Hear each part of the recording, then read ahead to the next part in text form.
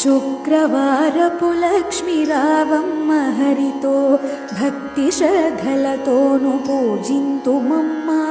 ఆదిలక్ష్మి నిన్ను స్మరించు వేళ ధనధాన్యములనిచ్చి దీవించుమమ్మ, దీవించుమమ్మ.